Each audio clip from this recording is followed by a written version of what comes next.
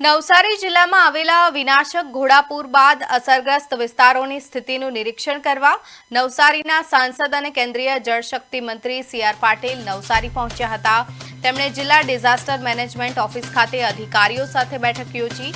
બાદમાં પૂરની સ્થિતિ, રાહત અને પુનઃસ્થાપન કામગીરીની સમીક્ષા કરી હતી।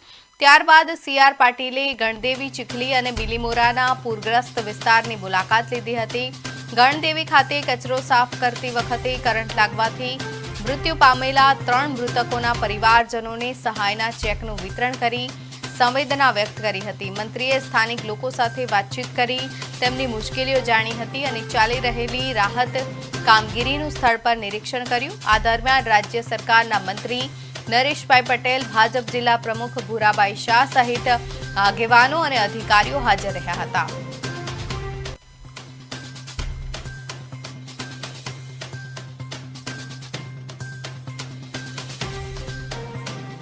દક્ષિણ ગુજરાત અને ગુજરાત એની આ વિશેષતા પણ રહી છે કે કોઈની મદદની રાહ જોવા વગર લોકો જ એકબીજાની મદદે આવી જતા હોય છે અને એના કારણે જેમને અસરગ્રસ્ત લોકોને યોગ્ય મદદ પણ મળી જતી હોય છે।